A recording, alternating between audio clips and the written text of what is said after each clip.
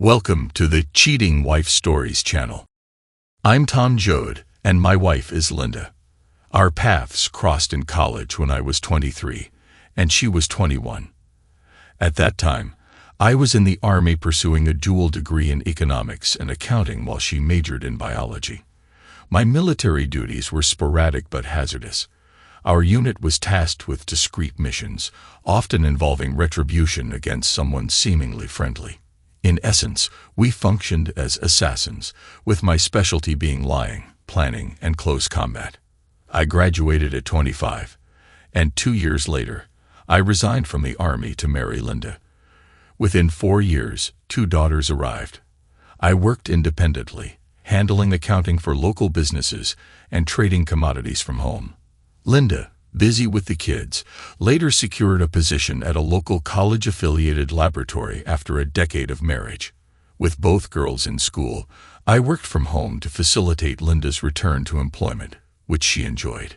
We resided in the house I grew up in, having bought it from my parents when they moved to Florida. Some of our Army missions offered the unit a chance at loot, which we divided among the members. Having some financial stability, we opted to celebrate one February. We went out with our neighborhood friends for dinner and dancing at a club. There were 8 of us, each with a babysitter for the night. Linda and I had booked a room at the hotel connected to the dance club. She looked stunning at 5'6", slim, with brunette hair, dressed in a blue silky dress. We had an enjoyable meal and a great time dancing at the club. During the evening, a group of 6 entered, including Mark Stevens, a prominent local team's all-star linebacker. He was noticed by all the women at our table, accompanied by a lovely blonde woman wearing what seemed like a large engagement ring. Our friend June mentioned she was a cheerleader for the team, engaged to Stevens. After some time, Stevens focused on our table and approached. Without acknowledging me, he asked Linda to dance. I attempted to intervene, but Linda went along without a backward glance. Annoyed, I walked to the bar, passing by them. Linda seemed indifferent as I got a coffee. After 2 fast dances, a slow number played, and Linda embraced Mark. Being irked, I walked to the bar, ignoring disapproval from the women at our table. Linda, absorbed in her dance with Mark, didn't notice. When the slow number ended, they separated, and Linda walked back to our table. I stayed at the bar, sipping my coffee. Spotting me, Linda seemed flustered and sat next to June. Approaching them, I remarked that they seemed to have had their fun, though I may have gotten a bit carried away. June explained that it was just a bit of dancing, nothing serious. Feeling offended, I took a seat as June and Linda excused themselves to the ladies' room. When they returned, Linda wasn't with June. Curious, I asked where Linda was, and June informed me that she had left with Mark.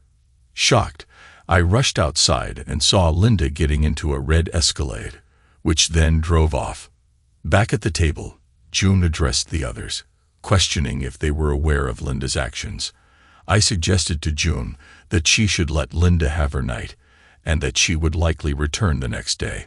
Frustrated, I asserted that I didn't need Linda to come back, and declared that our relationship was over when June talked to her. This proclamation caused a stir at the table, with some thinking I was too harsh. Angrily, I snapped at them, expressing my desire to have nothing to do with any of them, considering they knew what was happening but didn't warn me. As I headed towards the coat check desk, I noticed a blonde woman at the table with the others who had come with Stevens. She was in tears, so I approached and asked if she was his girlfriend. She confirmed that she was but clarified that it was no longer the case. She revealed that they had gone to their house on Cherry Lane, and he had promised not to do such things once they were engaged. Apologetically, she mentioned that he would likely be finished with Linda by morning and would drive her home, enjoying gloating at the husband. The other 2 guys, one black and one white, took offense, but I ignored them. I handed her my business card and told her to give me a call. Despite her tears, she smiled, and I walked away. I retrieved my coat but left Linda's, then went to the hotel room and took my case but left Linda's. I checked out. While driving home, a fully formed plan came to me. This had happened to me while I was serving, and it's why I was alive now. It's a shame a plan hadn't occurred to me then. Before Linda left, I parked my car in the garage, engaged the security system, and retrieved a rope stored in the basement. I undressed, put on a black Under Armour suit, a black hoodie, dark gray sweatpants, old sneakers, and 2 sets of gloves. I also grabbed a balaclava mask. Climbing up to the attic with the rope, I fastened it securely to a beam as I had done in my childhood home. I climbed out of the narrow window, bounced down the side of the house, and ran through the wooded area on that side. I hopped the side fence and headed to the rear workshop. Inside, I got a backpack, extra wool socks, a pink and an old hand axe from a toolbox.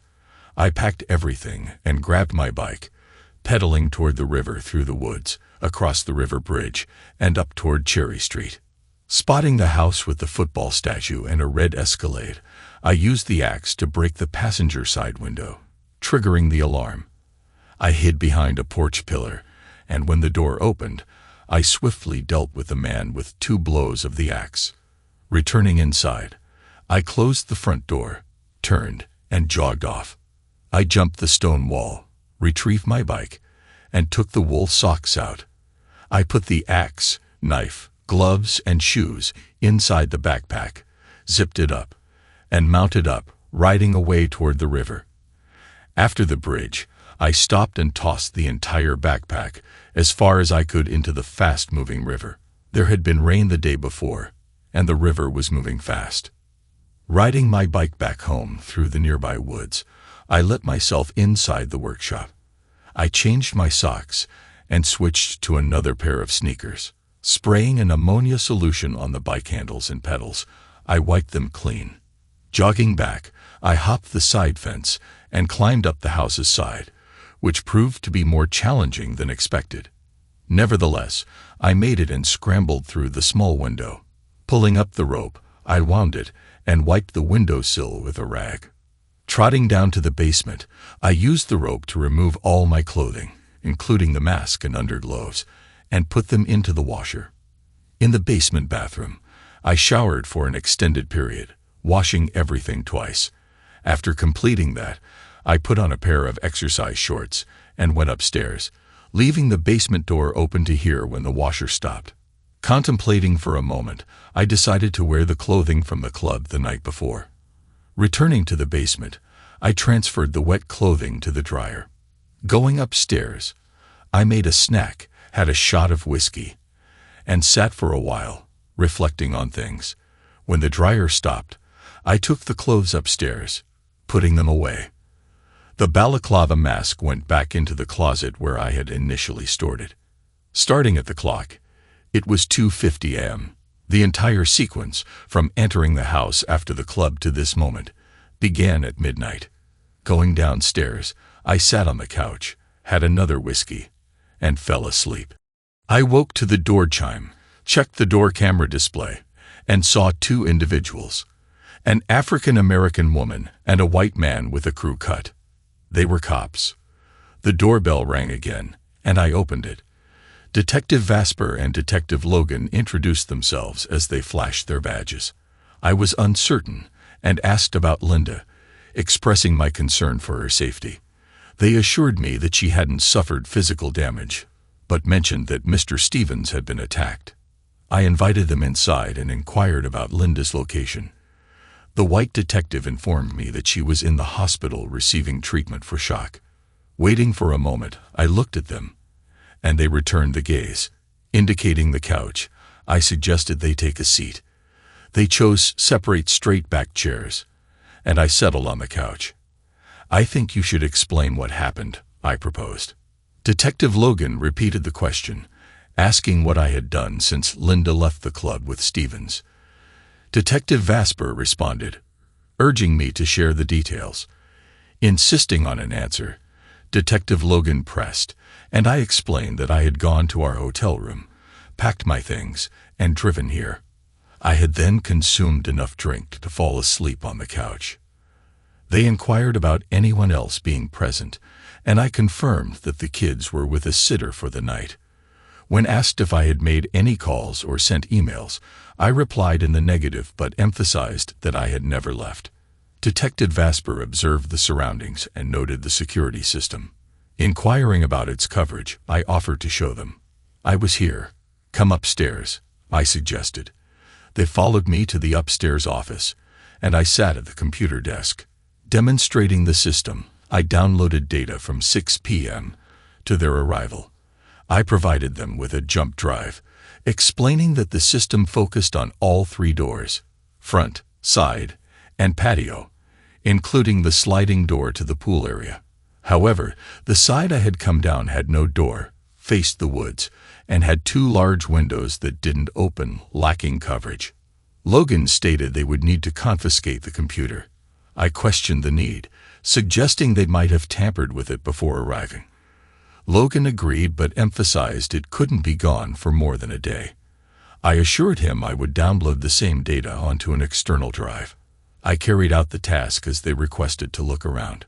I allowed them, but I insisted they stay together and with me. They took some pictures and then left. It was 7:10 a.m. I informed Linda's parents, John and Stephanie, who lived in the next neighborhood over, about what had happened. They were at their lake house at the time. John was taken aback by Linda's actions, while Stephanie seemed less surprised.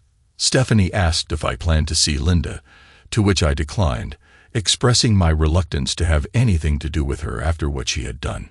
I explained that the guy being attacked was a bad break, but it wasn't my responsibility. Apparently, he had a history of such behavior.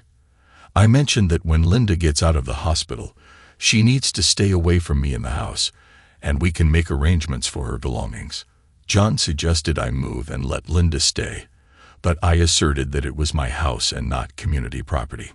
The conversation ended, and I called my parents in Florida, recounting the events.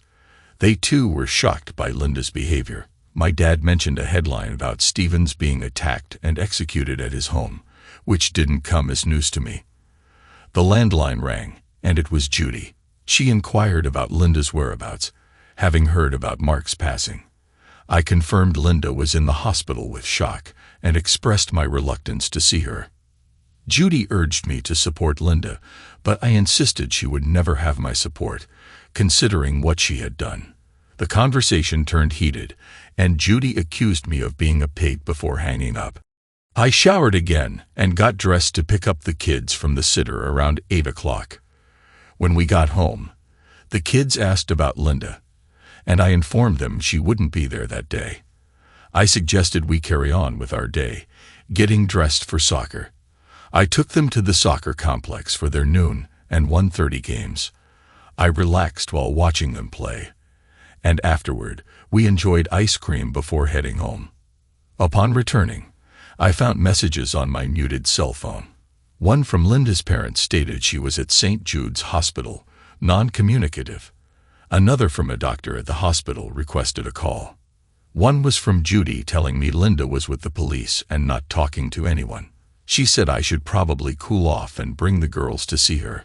I called the girls downstairs, explaining that their mom was in the hospital, emotionally damaged, but not physically injured.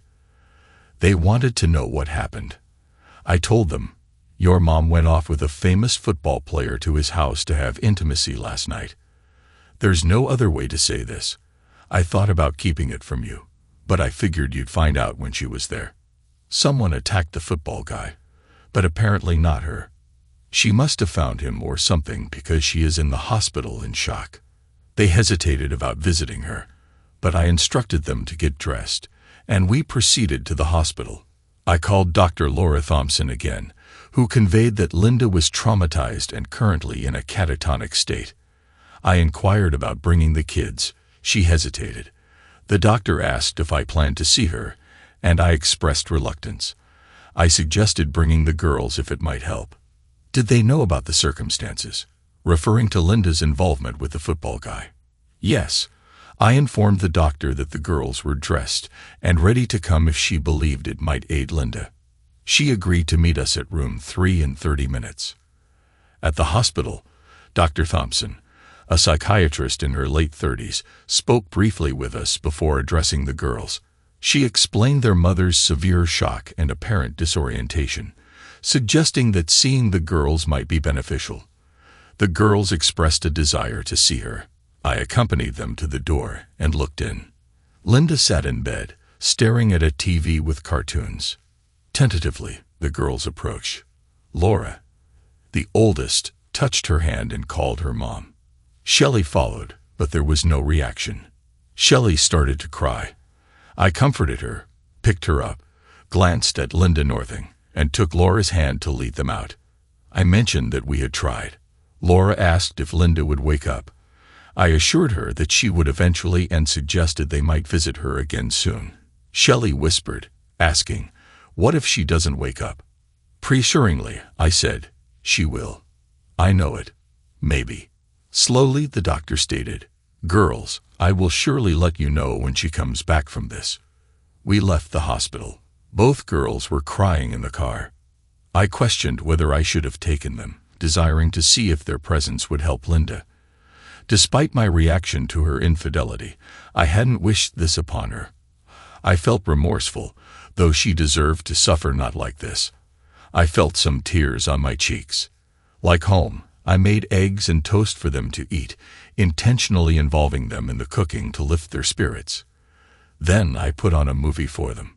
In my office, I called a friend, a public defender, seeking information on what happened at Stephen's house after I left. He couldn't obtain police reports but suggested ambulance-run reports might be publicly available. I asked him to get that if possible, and we hung up. In the living room, I watched the movie, pondering what might happen in an hour. My lawyer friend called back, emailing me the ambulance run, revealing a distressing situation. I shared details of the police visit. He stated that if security showed no one coming or going, I likely didn't need to worry. However, he cautioned about potential police actions and recommended a lawyer if needed. Though I believed I didn't need a lawyer, I called the recommended woman. After reviewing the ambulance report, police found Linda with Stephen's head cradled in her lap, covered in blood, dressed in a thin robe, chanting "no" repeatedly. The police took her to the hospital, where she remained unresponsive. An officer had asked if she saw who did it, but she provided no response. This sickened me, making me wonder if she would ever recover. I researched PTSD, having done so before. Specifically, I explored shock-induced catatonic states, noting recovery from the catatonic state, but potential long-term effects of PTSD. Lawyer Joan Drake scheduled a Monday morning appointment at 9:30, providing her cell number for early police contact, though none occurred. On Sunday, the girls and I lounged, attempting to reassure them about Linda's eventual return and acknowledging she might still need our help. I wondered about Linda's reaction to me, doubting she had witnessed anything significant. If she did, it would likely be a person in black with a mask, though assumptions were uncertain. I didn't think she had any experience with me that would lead her to seriously consider me capable of what I did. Monday, after sending the girls to school, I monitored local news coverage of Stephen's end of life. Linda's name wasn't mentioned, but it was known he hosted a married woman during the attack. Police were called by a neighbor in response to Linda's screaming. So far, no one but the authorities had connected Linda or me to the liquidation, but I thought that would change in time. Joan Drake, a nifty-looking blonde of maybe 45 years, heard the story, received the ambulance report, and was appalled. After sharing the security video's integrity, I requested my computer's return for work, providing a retainer. Joan called the police station, requesting Detective Asper for its retrieval. I had previously looked up PTSD, and for me, I researched shock-induced catatonic states. It seemed that people typically recovered from the catatonic state, but might be affected for years by PTSD. The lawyer, Joan Drake, made an appointment for me to see her that Monday morning at 9:30. She gave me her cell number in case the police came earlier, but they didn't. She insisted that I had enough time to see if it had been altered, assuring me that she knew it hadn't. I agreed, stating, Okay, I'll send someone tomorrow morning to get it from you. No, I'll send someone from the office, she replied. I shook my head, indicating you won't be coming. She nodded in understanding. Okay, he'll be there at 9 o'clock. When she was off the phone, I conveyed to her that I wouldn't talk to the cops and that I'd have a phone with me to record the discussions, if any. I departed that afternoon. When the girls returned from school, they immediately inquired about Linda. Earlier, I had contacted the doctor, but there was no significant change. They dove into their homework, and later we ordered pizza. Jokingly, I mentioned that if their mom didn't return soon, I'd have to learn how to cook, which elicited laughter. However, I'm actually quite skilled in the kitchen, just not accustomed to cooking at home often. When Laura's sister went upstairs, Laura inquired about my willingness to forgive Mom for her involvement with another man. I responded that at the moment I simply wanted her to get better. Shortly after, the landline rang, and Jim Beeman from the newspaper identified himself as being from the tribe. He conveyed, "We have information suggesting it was your wife, Linda, who was with Mark Stevens when he was executed. Can you confirm that?" Expressing a preference for the matter to remain private, I elaborated on the potential consequences for my two youngsters in school. Jim proposed, maybe if that information were to come out. Reluctantly, I confirmed it and was questioned about my feelings regarding the passing of my wife's lover. Acknowledging the situation, I stressed that any damage to my family resulting from their publication would lead to legal action against him and his paper. Jim asserted, "This is going to come out, Mr. Jode. I can't prevent that." Seeing a TV truck parked in front of the house through the window, Channel 7, I conceded, "I see a TV truck. I suppose you're right. Sorry, I have to go." A knock came at the door, and checking the camera feed, I noticed a young woman with a microphone. I communicated over the intercom, "Leave, you're trespassing, and I will call the police. Is your wife there, Mr. Jode?" I called the local precinct and requested assistance in removing the press from my front porch. The woman responded, dispersing the group of 6 people, but the trucks remained, totaling 4. Next, I called the doctor and urged her to secure Linda before the press invaded. I also discussed relocation and adjusting the girls' schooling with them. However, they insisted on continuing to attend their current school, even if they had to live elsewhere. I said I'd consider it. I contacted my lawyer, Joan, seeking advice. She agreed to issue a statement to the press to alleviate the situation. The statement, issued through her office, expressed our desire for privacy, stating no comment on the rumors about my wife, and no future comments. It warned that the media's continued presence outside the house would be actionable if it damaged the family and requested the trucks to leave. Meanwhile, Detective Asper and her commander announced a press conference for 7 p.m. Reaching it, the police disclosed that Mark Stevens had been attacked and executed with a sharp object outside his home. Although a woman was inside the house at the time, there was no indication that she witnessed the attack. The investigation was ongoing. The initial query revolved around the woman's marital status and whether her husband was a suspect. Detroit Rasper remarked that, given everyone knew her name, it was assumed she was married. He stated that a thorough investigation of the husband revealed no indication of his involvement in the attack. In fact, he appeared to have been at home all night. A reporter, situated some distance from the scene, inquired about other women, particularly married women and their husbands. The police acknowledged systematically investigating claims of Mr. Stevens seducing married women, finding some truth to it. Stevens seemed to have taken several married women while their husbands were present, prompting further investigation. Commander Johnson interrupted, concluding the proceedings, and announced that any additional information would be shared before the Wednesday briefing. The police departed amid shouting. I arranged with the girls' school to have their work delivered or sent electronically for the next few days. I called Linda's parents, advising them to be wary of the press, though none were present, at least for now. They had also vanished from our street. On Tuesday, the doctor called, reporting Linda's responsiveness, and the police were with her. I informed her parents and took the girls to the hospital. Upon our arrival, the police were just leaving. Detective Asper expressed a desire to talk to me, and after meeting with her, I agreed. Linda appeared dazed, exchanging greetings with the girls through smiles and hugs, but her acknowledgement of me seemed minimal. The girls provided updates on the TV trucks in school, yet Linda appeared to drift off, prompting the doctor to suggest letting her rest. While her parents conversed with the girls, I engaged in a conversation with Detective Asper. Asper remarked that she seemed to be recovering. I responded, stating that maybe she was, but I didn't really know. I asked if he planned to take her home until she recovered. Asper mentioned that after her recovery, he was sure they would be separated. I suggested that he should give her a break and questioned what more punishment she could receive than what had already happened. I clarified that for me, it wasn't about punishment, but about respect and trust. I expressed that I would never trust her, and I would never respect her, noting that the feeling might be mutual. Asper smiled, suggesting that she might fear me and I might not be trusted either. He accused me of trying to provoke him, stating that he knew he had nothing to do with Stevens getting attacked. He acknowledged my Army background and formidable reputation in the service, speculating that maybe a regular guy couldn't have done it, but perhaps I could have.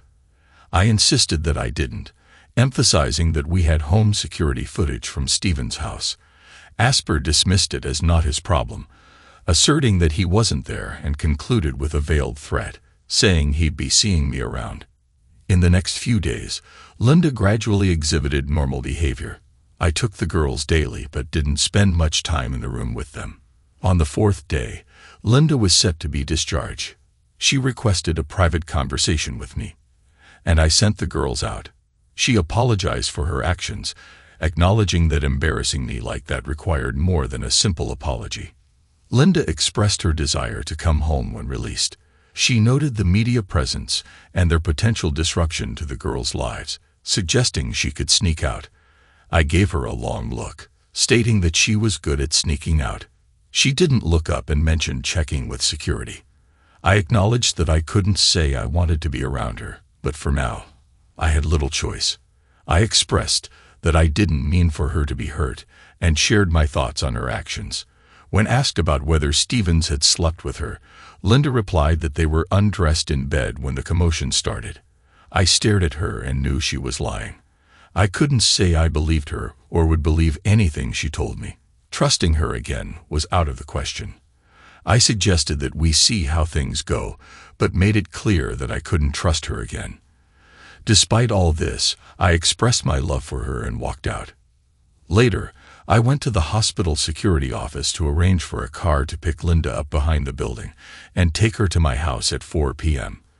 The plan went off without a hitch, and she arrived home around 4:45. The kids and her parents were there with me. I had set up a bed in my office for myself, while Linda would sleep in our room. The rest of the day was very awkward. Linda, her mom, and the kids played Monopoly in the living room. Her dad and I went to the patio to talk. John asked, "What are you going to do?" I admitted that I didn't really know, but the odds were that we were finished. I encouraged him to try to forgive, emphasizing the long history of love between them and their wonderful family. John expressed doubts about their long-standing love, questioning Linda's actions. He was particularly troubled by the fact that she said they didn't have closeness. I acknowledged her statement, but emphasized the uncertainty given the amount of time they spent together. I suggested it might make a difference if protection wasn't used and raised concerns about potential consequences, like diseases or pregnancy. John didn't find the thought pleasing and agreed to let Linda stay for the time being, but advised me to find another solution soon. We returned inside, ate pizza, and her parents went home. As far as I knew, they did not discuss the Mark situation with her. While putting the girls to bed, Laura asked Linda why she went to have intimacy with Mark. Linda apologized, admitting her weakness and wrongdoing. Laura expressed confusion about Mark, stating he wasn't their daddy, and promised to discuss it later when she knew more.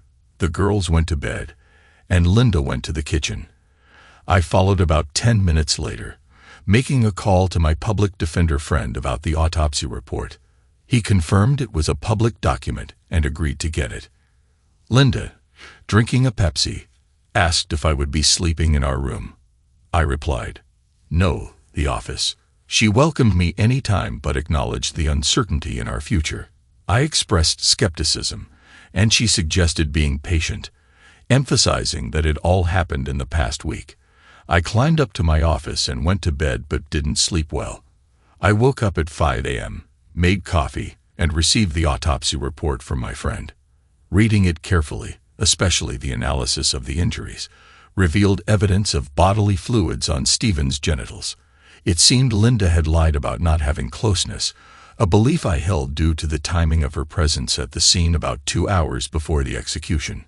When she descended, we got the girls off to school, almost like usual. They were a bit subdued, though. While driving them, I spent a good amount of time reviewing my options. If it hadn't been for Linda's illness, I would never have allowed her back into the house. But there were advantages to that, including making things a little easier on the girls if things settled down. Just as I entered the house, another TV truck pulled up outside, and a young woman got out, shouting if Linda was at home, and if I forgave her. I smiled, waved, and warned her not to come onto the property. I went inside. Linda had made some biscuits and offered me one, which I took. She informed me about a TV truck outside, expressing uncertainty about whether they knew I was there and suggesting that maybe they shouldn't. I inquired about what the TV crew wanted, pointing out that they had already published my name and details about my activities at Mark Stevens' house. Linda questioned if they could cause more damage, and I acknowledged that they probably could think of something. I looked at her, contemplating what to do. She questioned if I meant about her or about us. I clarified that I wanted her to write down exactly what happened last Friday from when the confrontation occurred until she ended up in the hospital. I suggested it didn't have to be immediate, but I wanted it soon if possible. Linda agreed to try, acknowledging that it might be traumatic, and mentioned the need to call work to check if she still had a job. I questioned why her job would be at risk for cheating on me, expressing doubt that her workplace would care. She explained she had been off for a week and called her workplace. They allowed her to put the week on sick leave and the next week on vacation time. She then went to her bedroom, typing on her computer. I left her alone and went to my office, where I started researching the autopsy material. I ensured that I would receive the results of the tests done, but it might take a few more days. Despite the situation, Linda seemed to be attempting to behave normally around me. I acknowledged this, but believed she must have questions about what happened. Our routine continued for 2 days until I got the test results from the autopsy. Linda's DNA coital secretions were identified on Stephen's genitals, so she lied about the intimacy for sure. I was waiting to see what she wrote to me about what happened, but I just couldn't see continuing life with her as my wife. After dinner the next day, Linda came into my home office. I finished writing here. She handed me a printout. I read what she wrote. Linda apologized, expressing regret for her weakness. She recounted the events at the party, explaining that when Mark asked her to dance, she felt thrilled due to his captivating presence and reputation. While dancing, she didn't think of anything else. During a slow number, she found herself at his mercy, pulled to him, and felt his size and hardness. She admitted that at that moment, she would have slept with him right there, captivated by his attractiveness. Mark suggested slipping out the side door to go to his place, promising her the intimate experience of her life, a proposition she believed. When the dance ended, and I wasn't at our table, she arranged to go to the women's room with Jay. When I returned, she could sense my anger, but thought I would get over it in time. Desiring Mark, she went out the side door, and they drove to his house. Mark kissed her, carried her upstairs to his bed, and they slept together. She cleaned him and performed another intimate act, but a car alarm interrupted them. Mark left, instructing her to wait. Looking out the window, she couldn't see over the porch roof but noticed someone in black running away and jumping the fence. Linda found a robe, went to the front door, and discovered Mark lying in the driveway with a bashed-in head. She felt guilty, as if it was her fault for sinning. The police arrived, and she ended up in the hospital. She apologized for everything, expressing love and confusion about her actions. I looked up at her, tears streaming down her face. She asked if I was the person she saw. I clarified that I was at home all night, drinking and regretting the end of my marriage and the changes that would come to my family.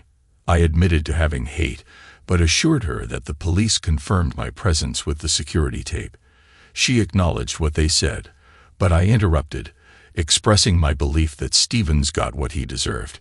She disagreed, saying he didn't deserve that, and emphasized that he was nice and had an impact on my life.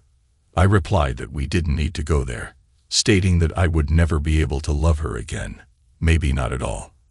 I pointed out that the person I thought I married would never have done what she did. I questioned if the intimacy was worth what was lost, for both of us. I acknowledged that the intimacy was spectacular, but not worth the consequences.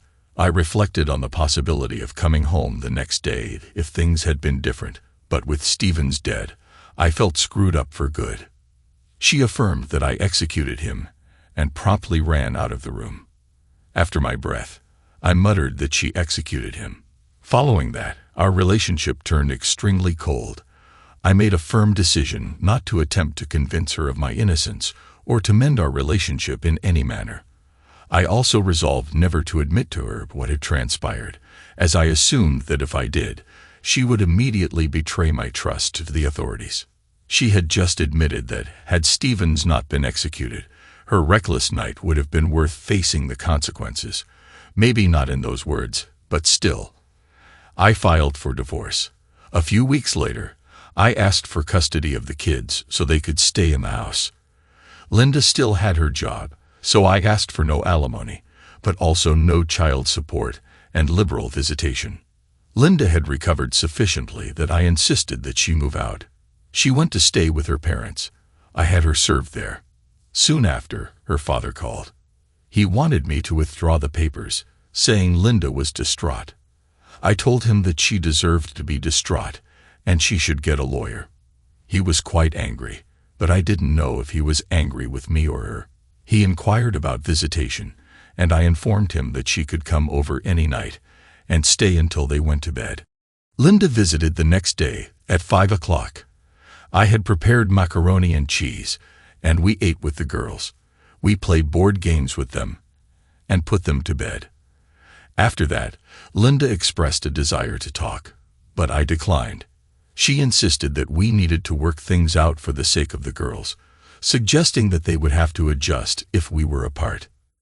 She proposed finding a place where they could visit, emphasizing that the sooner we worked out the divorce, the sooner I could have a visitation schedule. She pleaded, expressing regret for her mistake and professing her love. I rejected the idea, stating that there was no way we would stay married after her open involvement with that man. I made it clear that it was time to move on. Linda began to tear up, quietly crying. Despite feeling some sympathy, I was not sorry enough to change my mind. Our marriage was over. The divorce went through. We worked out a joint custody agreement. And Linda had an apartment with a big second bedroom for the girls. The two of us settled into a distant but amicable relationship, focused on the girls. After about 4 months, I began to date women from our circle and from work, knowing that I was unattached and seemed to attract their attention. When Linda had the girls, I brought several women home for the night. None of them lasted too long, though, but the intimacy was usually good and sometimes great. I stayed away from married women, although some of them seemed anxious to be with me. But after my experience, I thought it immoral to do that. Linda was good with the girls and not so good by herself. She was taking antidepressants and sleeping a lot, but she managed to go to work and do her job.